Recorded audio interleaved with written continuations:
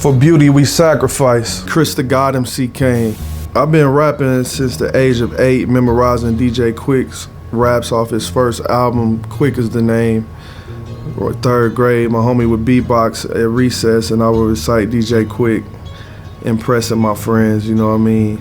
I started curating my own raps at 10 years old, freestyling with friends at Millwood Middle School. Because in 5th grade, we was connected with 6th, 7th, 8th grade as far as basketball and everything. We was all in one building. And at 12 years old, I started recording. Shout out to Tony C, shout out to Bucket Loke. I was at the studio with those guys, with some of my day one friends, Narcotic, Savvy Student, Ben Rhodes. And started recording in a real studio and performing, you know what I mean, just over live tracks, no vocals, performing as well at 12 years old. I got a lot of records that's my favorite, but if I had to say one, it would be Ode to Love, a song I'm talking about my daughter from the time she's a baby and visualizing her all the way up into her adult life. That'll probably be my favorite song that I ever made. That and Eastside Not For Sale, of course, maybe Membership, maybe Thank You. But I got a lot of good records though. But Ode to Love, yeah, that'll probably be the one. I recorded that in 2020 in the middle of the pandemic. Already Here, that's what I have on the soundtrack. The first lines came to me once again talking about my daughter, swerving, pick my daughter up, gotta stay lawyered up. Shot my nigga in Kim, being black is hard as fuck, but everybody want this life. Asian, Mexican, and white, and 7 continents, black culture is dominant. That's kind of like an organized freestyle, so once I get to going, I just get to going, you know what I mean? And that's how that one came about. Tupac, of course. Tupac, Michael Jackson. But I would go with Tupac. To me, he's the best, you know what I'm saying? Who's the best is very subjective, you know what I mean? But I feel like Tupac checks out most of the boxes, you know what I'm saying? And if you think anybody, me personally, if you think anybody is better than Pac, I guarantee that somebody will be talking about how something sounds, not rather than how it make them feel, you know what I'm saying? Mm-hmm. Tupac is gonna make you feel a way more than any rapper, any artist really, you know what I'm saying? But yeah. Tupac for sure. Michael Jackson, of course. Raphael Sadiq, as far as living, you know what I mean? Yeah. And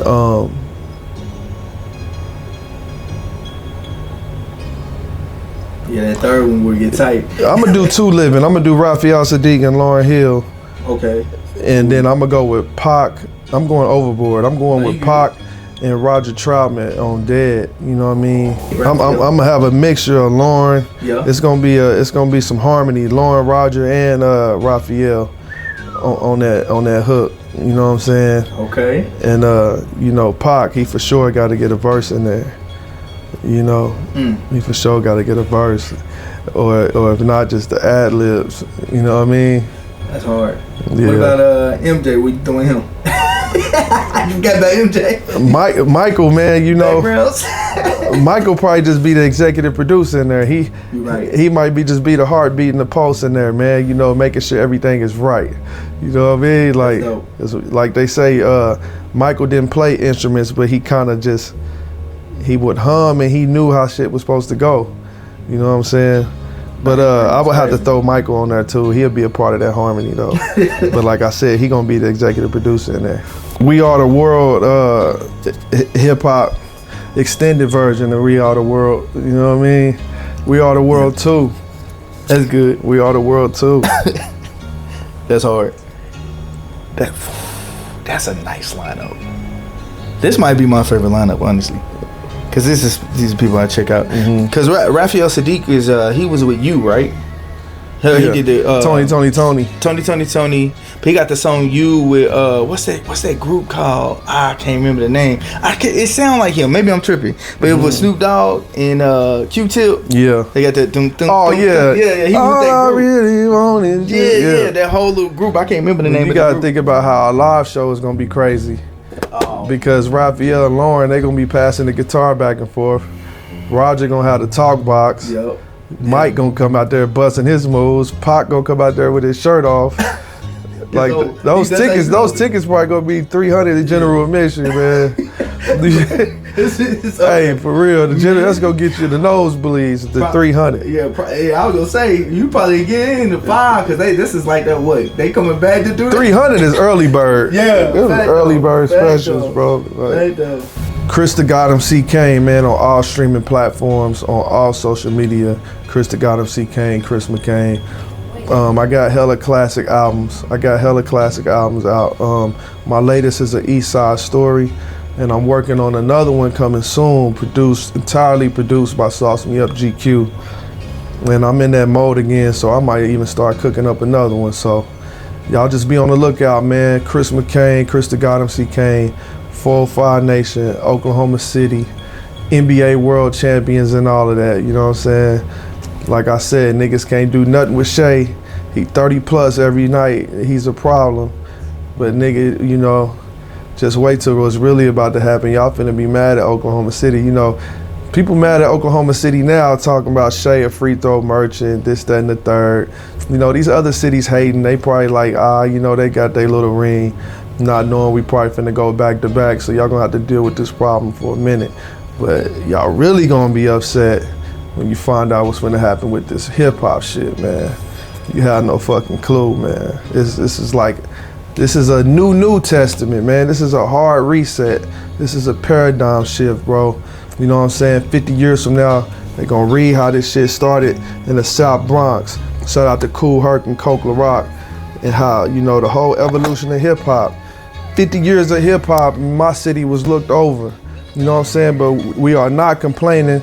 That's how this shit was written. That's how it was meant to be. That's the process. But 50 years of hip hop, Oklahoma City was looked over. We got our first NBA championship. And around this circa 2025 and beyond, 50 years from now, they gonna look back and realize how right here in the middle of the map, we soaked up everything, you know, East Coast, West Coast, South, Midwest, without no true identity, being right on top of Texas. We soaked up everything, and we speak all hip hop languages fluently. And y'all ain't never seen nothing like this. And I'm gonna be on the forefront with my 405 Nation team and every talented artist and creative within this hip hop culture right here in Oklahoma. And it's about to be a hard reset on the game with love, because all of y'all inspired us, and we still inspired by y'all. We still love y'all. But with all due respect, it's a new day, and we coming for everything that we got all this time we got looked over. And y'all been getting fat and getting money over and over and over again. Salute to every black man in America. I hope y'all keep getting money. But Oklahoma, we finna come get a lot of that. For real, if not all of that. Don't forget to listen to the soundtrack. I'm on there. Check out that song, Already Here. Swerve and pick my daughter up. Gotta stay lawyered up. Shout my nigga in Kim. Being black is hard as fucking. Everybody want this life. Asian, Mexican, and white. In 7 continents, black culture's dominant. Hip hop is prominent.